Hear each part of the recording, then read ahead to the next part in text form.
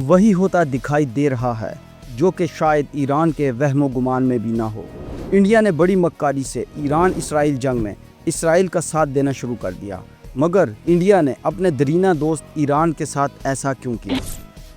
India में no doubt एक बड़ी तादाद में मुसलमानों की आबादी के अलावा बहुत सी दूसरी कौमें भी आबाद हैं, और इंडिया अपने आप को एक सेकुलर कंट्री के तौर पर दुनिया के सामने प्रेजेंट भी करता है, लेकिन हकीकत इससे बहुत मुख्तलिफ है। इंडिया पर हुक्मरान कट्टर हिंदू तंजीम बीजेपी ऊपर से दुनिया को तो अपना सॉफ्ट इमेज शो करती है, मगर अंदरूने खाना वो मुसलमानों के अलावा दूसरी माइनॉरिटीज़ के वजूद को बिल्कुल भी बर्दाश्त नहीं करती। अब जिस तरह इसराइल ने एक मखसूस नजरिए के तहत मुस्लिम इलाकों का दिल चीर कर अपने लिए एक मुल्क की बुनियाद रखी, बीजेपी भी इसी सेम पॉलिसी को फॉलो करते हुए इंडिया को एक प्योरली हिंदू स्टेट बनाना चाहती है। इंडिया ने सबसे पहले पाकिस्तान के हमसायों से दोस्ती की और इन्हें पाकिस्तान के खिलाफ इस्तेमाल भी किया, लाइक अफगानिस्तान और ईरान को। लेकिन ईरान के केस में जब ईरान को सिफारती महाज पर इंडिया की ज़रूरत पड़ी तो उसने बड़ी मक्कारी का मुजाहरा करते हुए अपने बापू इसराइल का साथ देना शुरू कर दिया, क्योंकि वो ये जानता है कि भले ही वक्ती तौर पर वो इन मुस्लिम ममालिक को अपने मकासद के लिए इस्तेमाल कर रहा है, मगर पाकिस्तान से निपटने के लिए उसे असल मदद इसराइल ही से मिलेगी, और इसराइल भी ईरान के बाद पाकिस्तान को ही अपना असल दुश्मन मानता है।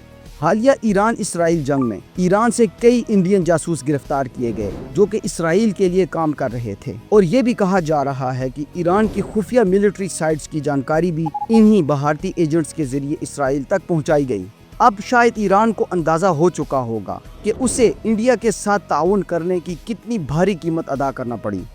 इंडिया को फेवरेट मानने वाले तमाम अरब ममालिक को भी ईरान की तरह जल्द ही अपनी गलती का एहसास हो जाएगा, जब इंडिया और इसराइल दोनों एक ही पूल में उनके मद्दे मुकाबिल खड़े होंगे।